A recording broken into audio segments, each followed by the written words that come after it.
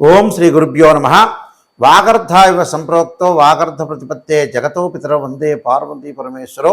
వ్యాసాయ విష్ణురూపాయ వ్యాసరూపాయ విష్ణవే నమో వై బ్రహ్మణ్యే వాసిష్ఠాయ నమో నమ. గురు బ్రహ్మ గురు విష్ణు గురుదేవో మహేశ్వర గురు సాక్షాత్ పరబ్రహ్మ తస్మై శ్రీ గురవే నమ. ఓం శ్రీ మాత్రే నమ.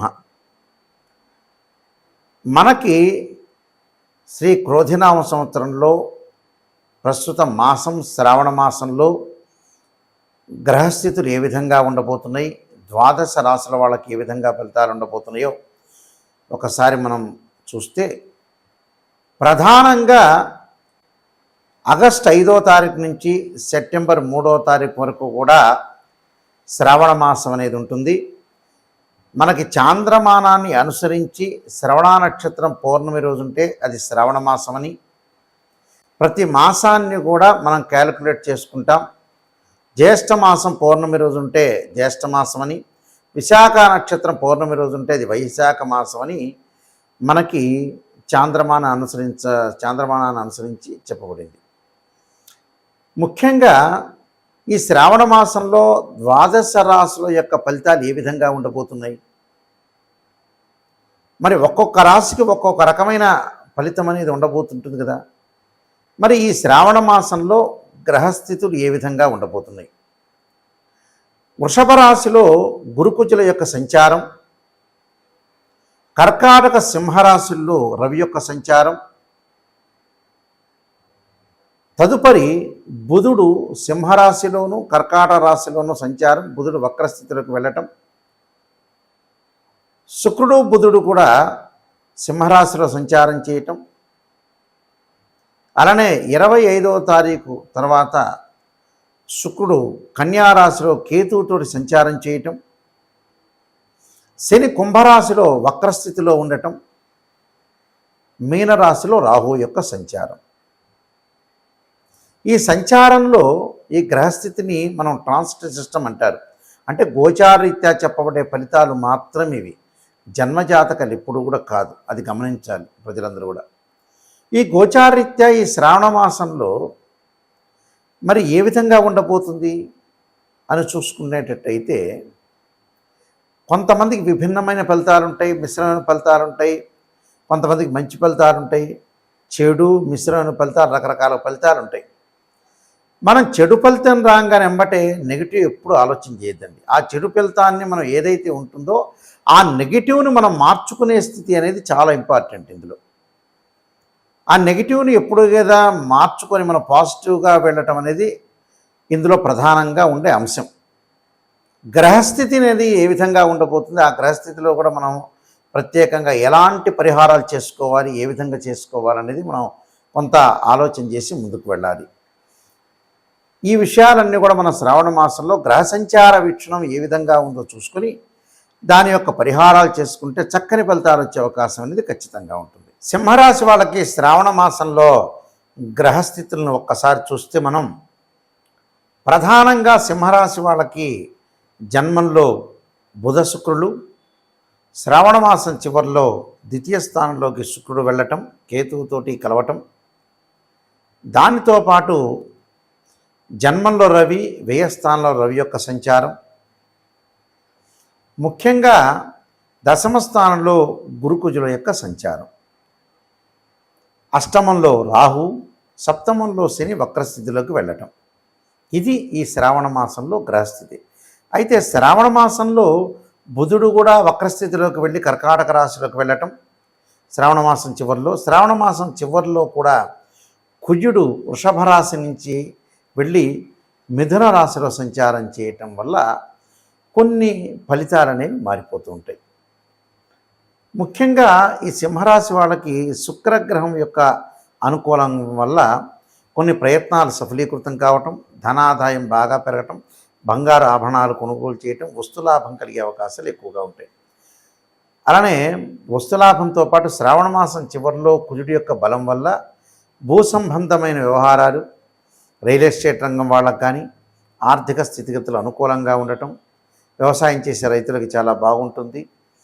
దానితో పాటు వీళ్ళకి కొన్ని కోర్టు సమస్యలు పరిష్కారం చేయబడటం, అన్నదమ్ముల మధ్యలో సఖ్యత, పిత్రార్జితంలో ఉండే చిరాస్తులు కూడా వీళ్ళకి లభించే అవకాశాలు ఎక్కువగా ఉంటాయి.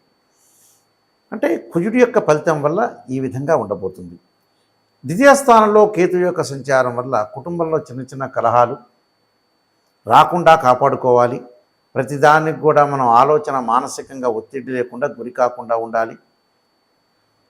దీనితో పాటు సప్తమ స్థానంలో శని యొక్క సంచారం, అది వక్రస్థితిలో ఉండటం వల్ల ధనాదాయం బాగా పెరగటం, ఆర్థిక పరంగా అనుకూలంగా ఉండటం. ఎందుకంటే దీని యొక్క ప్రభావం అనేది షష్టమ స్థానం మీద పడుతుంటుంది కాబట్టి సప్తమంలో ఉన్నా కూడా వక్రస్థితిలోకి వెళ్ళిందంటే గతం కంటే కూడా కొంత మేలు జరిగే అవకాశాలు ఉంటాయి. ధనధాన్య వృద్ధి, అలానే ఇళ్ళు కొనుగోలు చేయటం, గృహ నిర్మాణం చేపట్టే అవకాశాలు ఉంటాయి. అనేక మార్గాల్లో ఆదాయం సంపాదించాలని ఒక ప్రణాళికాబద్ధంగా ఎస్టిమేషన్తో వెళ్ళే అవకాశాలు ఎక్కువగా ఉంటాయి. అష్టమ స్థానం రాహు వల్ల ఆరోగ్యాన్ని కొంత భద్రతంగా చూసుకోవాలి. ప్రయాణాలు చేసేటప్పుడు కూడా అతి వేగం అనేది ఎట్టి పరిస్థితుల్లో కూడా వీళ్ళకి పనికిరాదు. అంటే ఇవన్నీ కూడా వాళ్ళు కొంత ఆలోచన చేసి ముందుకు వెళ్ళాలి. దానితో పాటు ముఖ్యంగా దశమ స్థానంలో గురువు యొక్క అనుకూలత వల్ల సంతానం లేని వారికి కూడా సంతానం కలగటం, వృత్తిపరంగా అనుకూలంగా ఉండటం, రుణాలు తగ్గించుకునే అవకాశాలు ఉండటం, అలానే డబ్బును ఖర్చు పెట్టి ఎసెట్స్ రూపంలో డబ్బులు మారే అవకాశాలు ఎక్కువగా ఉంటాయి.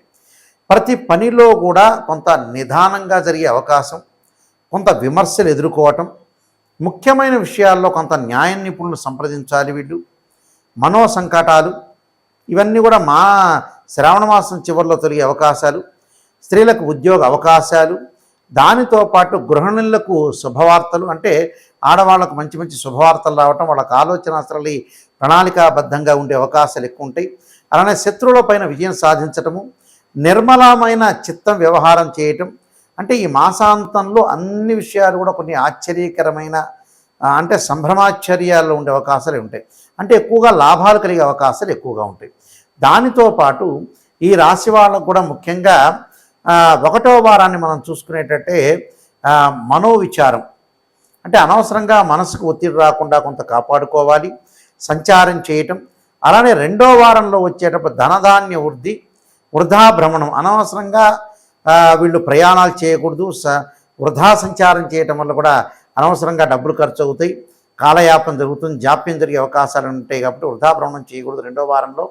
దాంతోపాటు బంధువులతోటి కొంత దోషణలు భూషణలు లేకుండా, బంధు విరోధం కాకుండా మితంగా మాట్లాడాలి, లౌకిక జ్ఞానంతో ముందుకు వెళ్ళాలి. భయం కలుగుతూ ఉంటుంది, భయం కలుగుతుంటే నేను పరిహారం నేను చెప్తాను. 3వ వారంలో కొంత వ్యాధి విషయంలో, దుఃఖ విషయంలో, భయం విషయంలో ధనాన్ని కొంత ఖర్చు పెట్టకుండా కాపాడుకోవాలి. కుటుంబంలో చిక్కులు కూడా కలగకుండా చూసుకోవాలి. 4వ వారంలో మనస్తాపం, అంటే ఎవరైనా సరే అన్నా కూడా మనస్తాపం చెందొద్దండి, కొంత తేలిగ్గా తీసుకోండి. తరచూ ప్రయాణాలు కలిగే అవకాశాలు ఉంటాయి. దాంతో మధ్యవర్తిత్వం అనేది మనకి రాదు. అంటే భార్యాభర్తలు ఇద్దరు అరుచుకుంటుంటారు, స్నేహితులు అరుచుకుంటారు. మధ్యవర్తిత్వం లేకుండా కాపాడుకొని ముందుకు వెళ్ళండి. ఎవరన్నా గొడవ పడుతుంటే మనం ఏలు పెట్టడం అనేది మంచిది కాదు. అయితే వీళ్ళు కొన్ని పరిహారాలు చేసుకోవాలి. ఆ పరిహారాల్లో ముఖ్యంగా ఈ రాశి వాళ్ళు చేయాల్సిన పరిహారాన్ని మనం చూసుకునేటట్లయితే శ్రీ జగద్గురు ఆదిశంకరాచార్య విరచితమైన శ్రీ కనకధారా స్తోత్రాన్ని బృహస్పతి వారమైన గురువారం కానీ, శుక్రవారం కానీ, గురు హోరలో కానీ, ప్రాతకాలంలో కానీ, ప్రదోషకాల సమయం ఉంటుంది, చుక్కలు వచ్చే సమయంలో ప్రదోషకాల సమయంలో కానీ, శుక్రవారం రోజున శుక్రహోరలో కానీ, అలానే ప్రదోషకాల సమయంలో కొద్దిగా ఈ నేను చెప్పిన కనకధారా స్తోత్ర పాలన చేయండి. అలానే జీవితంలో విఘ్నాలు జరగకుండా ఉండాలంటే ఈ శ్రావణ మాసంలో బుధవారం రోజున కానీ, హస్తా నక్షత్రం రోజు కానీ గణపతిని ఆరాధన చేయండి. గణపతి గకార అష్టోత్తర అన్ని చదవండి. అలానే గణపతి యొక్క ఆరాధన చేయటం. అలానే ఈ శ్రావణ మాస సంకష్టార చతుర్థి ఉంటుంది. ఈ చతుర్థి రోజున కూడా సంకష్టార వ్రతాన్ని చేయటం వల్ల కూడా మనకు మంచి జరిగే అవకాశం ఖచ్చితంగా ఉంటుంది. కాబట్టి ఇవన్నీ కూడా చెప్పిన నియమాలన్నీ కూడా మీరు పాటించండి, మంచి జరిగే అవకాశం అనేది ఖచ్చితంగా ఉంటుంది. ముఖ్యంగా విద్యార్థులు చదువు పట్ల ఆసక్తి చూపించాలి. కాబట్టి వేరే వ్యాపకాల మీద ఉండకుండా వీళ్ళు ముఖ్యంగా చేయాల్సిన ప్రయత్నం ఏమిటి అని అంటే దత్తాత్రేయ స్వామి యొక్క ఆరాధనతో పాటు దక్షిణామూర్తి స్తోత్ర పాలన చేయటం వల్ల కూడా మంచి సుఫలితాలు జరగాలని ఆశిస్తూ సర్వే జనా సుఖినో భవంతు.